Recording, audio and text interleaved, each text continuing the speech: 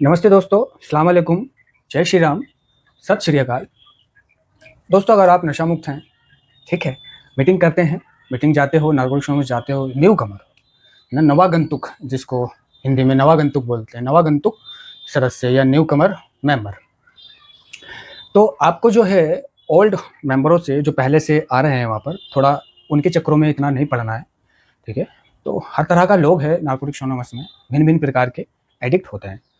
तो किसी के बिल्कुल दिल में नहीं उतरना है, किसी को बिल्कुल अपना रहस्य नहीं देना है, ठीक है, और किसी पे बिल्कुल विश्वास नहीं करना है, और किसी पे बिल्कुल जान निछावर नहीं करनी है। थोड़ा होशियार रहना है कि जो आपके साथ घूम रहा है, फिर रहा है ना, खा रहे हैं, पी रहे हैं, है ना, जय वीरू की तरह, कि आपको ये उम्मीद नहीं रखनी उससे कि ये आपके किसी आड़े-भिड़े वक़्त, ज़रूरत के वक़्त, मजबूरी के वक़्त काम आएगा, ठीक है। तो ये उम्मीद नहीं रखनी है आपको, या फिर क्यों नहीं रखनी है? क्योंकि जब आप ये उम्मीद रखोगे उससे कि यार मैं तो इसके साथ बहुत रहता हूँ, ये तो मेरा भाई जैसा दोस्त है और हम दोनों साथ रहते हैं, साथ घूमते हैं, साथ क्लीन टाइम आगे बढ़ा रहे हैं, तो उम्मीद लगा ली।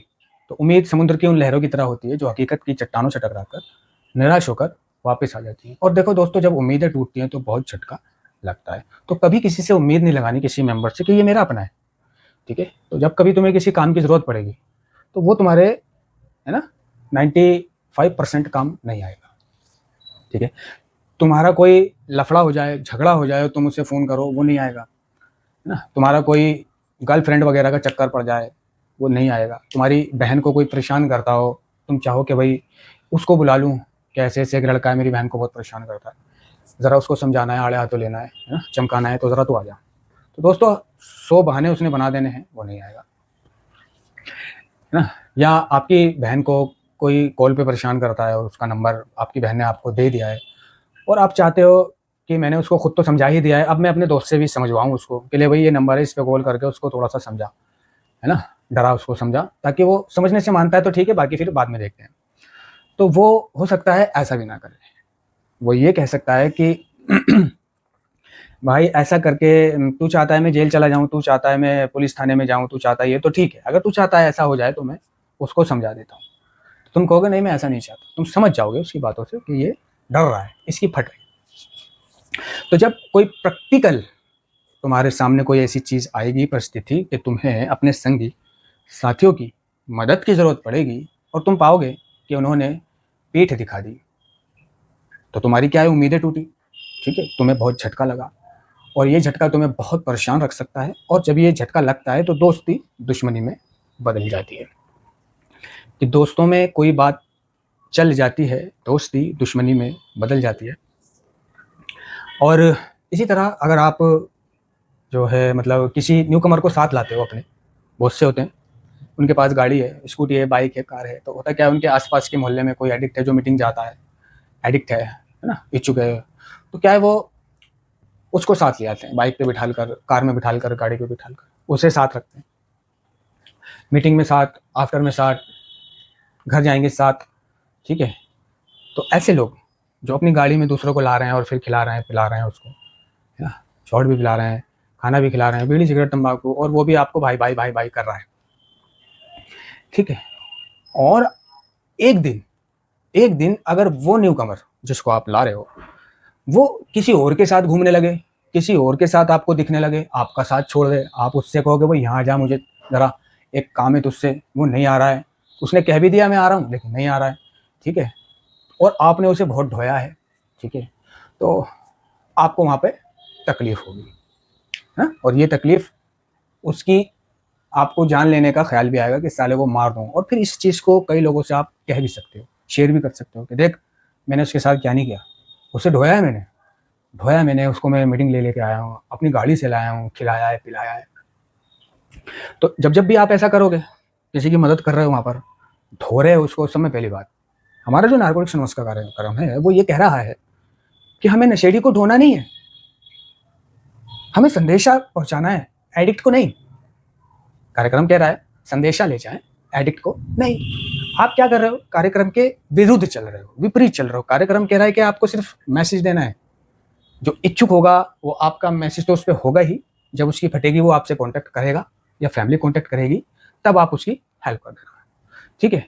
लेकिन अगर आप उससे ढो रहे हो तो नशेड़ी क्यों ढोता है किसी को? क्योंकि उसमें उसका भी टाइम पास हो जाता है, उसे भी कंपनी मिल जाती है। रास्ते में आते जाते कंपनी मिल जाती है, चाय मंगाने के लिए, बीड़ी सिगरेट गुटखा मंगाने के लिए, और बड़ी बड़ी बातें उसके सामने करने के लिए। उसका भी स्वार्थ होता है। अगर वो नशेड़ी को ढो रहा है, एक नशेड़ी दूसरे नशेड़ी को ढो रहा है, तो वो उस पर कोई एहसान नहीं कर रहा है, वो अपना उल्लू सीधा कर रहा है। और जब वो किसी और के साथ चला जाएगा या वो उसका साथ छोड़ देगा किसी भी कारण, तो इस नशेड़ी को जो ढो रहा था तकलीफ होगी, फिर ये कईयों से शेयर करेगा और फिर वो दोस्ती प्यार दुश्मनी में बदल जाता है। ठीक है। और जिस तरह से कार्यक्रम कह रहा है कि एडिक्ट एक इमोशनल होता है, भावनात्मक तौर पर कमजोर होता है, यानी उसका दिल जो है बड़ा मोम होता है, वो दूसरे का दुख देख नहीं पाता है, तो क्या है वो पिघल जाता है, भावुक होता है बहुत, दूसरे की मदद करना चाहता है। तो होता क्या है कि अगर आप अर्ली टाइम में हो तो ये समझ आपके पास बाद में आती है। तो देखो नशेड़ी के पास कोई भी समझ प्रैक्टिकल करने के बाद मुकम्मल होती है। अगर वो समझ आप उसको सिर्फ शेयर करके दे रहे हो कि भाई ऐसा नहीं करना, वैसे नहीं करना, ऐसे करना है, वैसे करना, जिस तरह से मैं बता रहा हूँ, तो हो सकता है आप नज़रअंदाज कर जाओ। लेकिन जब ये चीज़ आप प्रैक्टिकल में लाओगे, प्रैक्टिकल तुम्हारे साथ ऐसा होगा, तभी आपको मुकम्मल समझ में आएगा। ठीक है। लोग आपके भोलेपन का, आपके न्यूकमर होने का, आपके भावुक होने का फायदा उठा लेते हैं।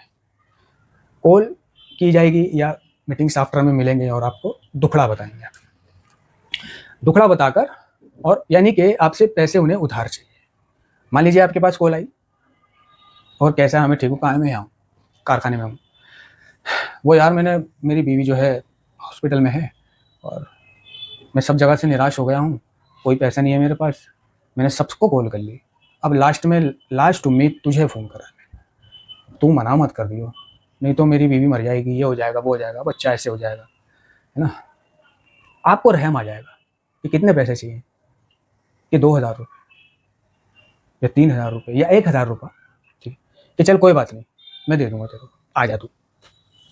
ठीक है, आया, या अगले दिन आप मीटिंग में मिले, आपने उनको पैसे दे दिए, उसके बाद महीना, 2 महीना, 3 महीना, साल, 2 साल, 3 4 साल, पैसे लौटाने का नाम नहीं ले रहा है।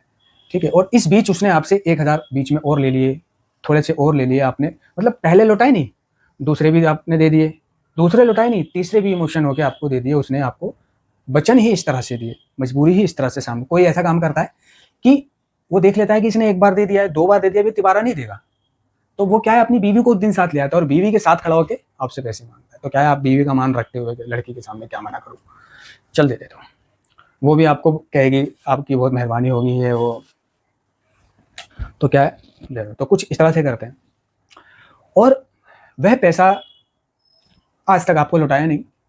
ठीक है। और इस दौरान आपके ऊपर एक ऐसी मुसीबत आ गई कि आपको पैसे की बहुत ज़्यादा ज़रूरत है। ठीक है। या आपने ईद आने वाली है, होली आने वाली है, दिवाली आने वाली है, और आपने क्या है वैसे ही, है ना, अपनी बहन से वादा कर लिया, भाई से, छोटे भाई से वादा कर लिया, या माँ से वादा कर लिया कि, मान लीजिए बहन से वादा कर लिया कि इस दिवाली या इस ईद तेरे को कपड़े मैं सिलवाऊंगा। ठीक है। और तेरा कपड़ों का खर्चा और दिवाली का खर्चा पूरा मेरा है, बेफिक्र है। वो खुश की बहन। और इधर आपने देखा, आप जहाँ काम कर रहे हो वहाँ से आपको तनख्वाह नहीं मिल रही है ना, किसी भी वजह से आपको तनख्वाह नहीं मिल रही है। उन्होंने कहा भाई तूने ये गड़बड़ कर दी थी तो हमने तेरी तनख्वाह काट दी है और तेरी नौकरी भी हम छोड़ रहे हैं। ठीक है। अभी क्या है, आपने घर पे वादा कर रखा है, आप वादे के पाबंद हो, आपको फिक्र हो गई कि यार जन्म कर्म में मैंने बहन से या माँ से वादा करा है कि मैं इस दिवाली, इस ईद कपड़े मैं सिलवाऊंगा। ठीक है।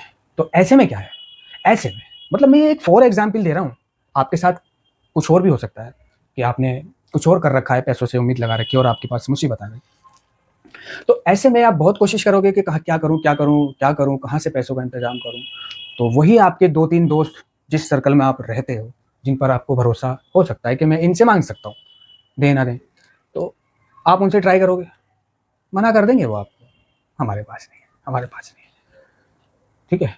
आपके साथ घूमने वाले ऐसे लोग जो मतलब गाड़ी से आते हैं, जिनका सिर्फ पेट्रोल का खर्चा रोज़ का 500 रुपये है, या जो बाइक से आते हैं जिनका 200 रुपये तेल का खर्चा है, जो जब भी आपने देखा हमेशा उन्हें चिकन मटन खाते हुए देखा, हमेशा थम्सअप पीते हुए देखा, हमेशा महंगी सिगरेट पीते हुए देखा, हमेशा घूमते फिरते देखा, हमेशा रेस्टोरेंट बारों में कॉफ़ी बार में, है ना, महंगी-महंगी शॉप करते हुए देखा, अच्छे-अच्छे कपड़े पहने हुए देखा, जूते वगैरह-वगैरह, टिप-टॉप पर्स, टिप-टॉप मोबाइल।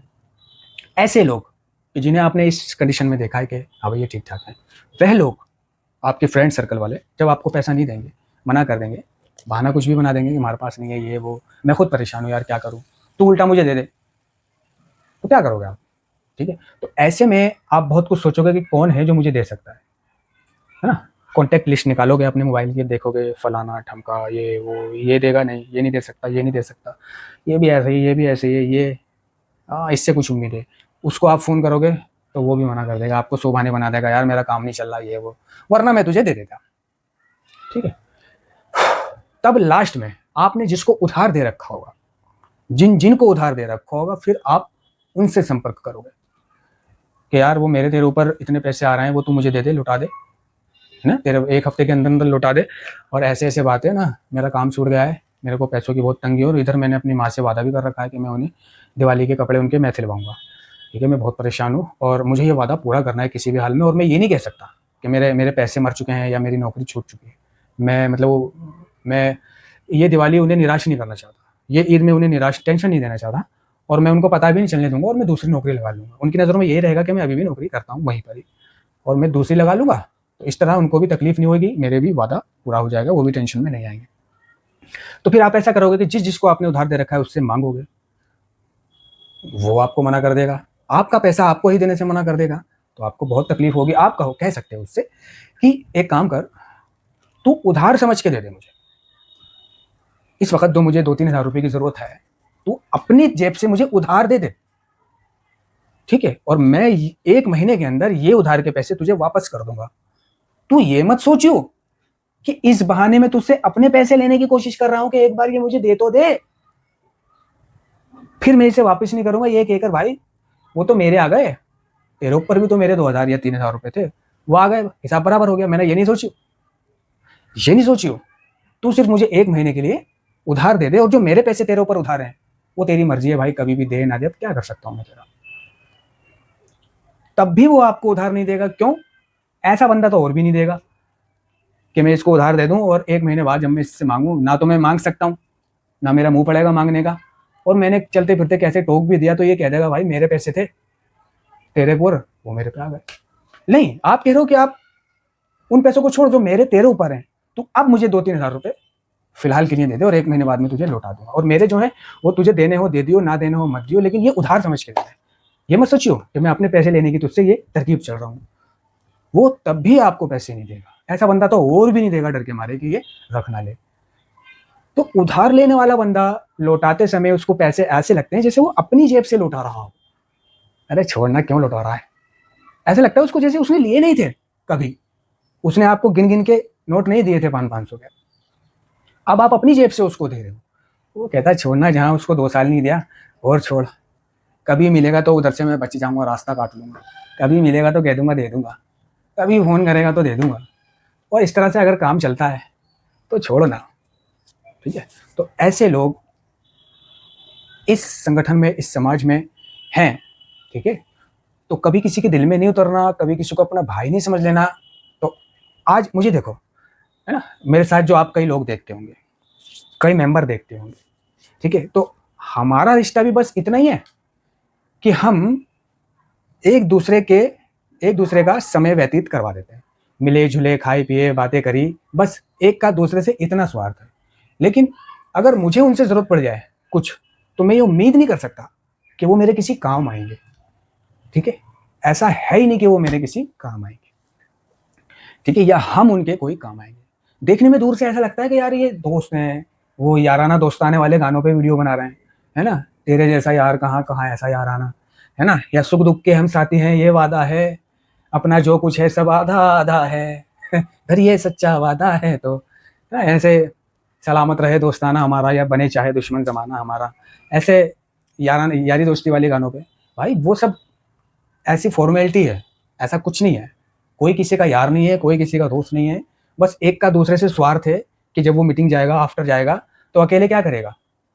इसलिए एक को दूसरे से कंपनी मिल जाती है, और अपना-अपना समय गुज़ार के अपने-अपने घर चले जाते हैं।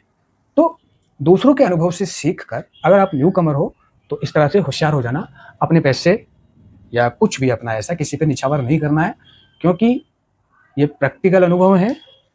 ठीक है, होशियार हो जाओ, कदरदान हो जाओ, नादान मत बनो। ठीक है, ये अकल आपको प्रैक्टिकल करने के बाद आने वाली है। धन्यवाद।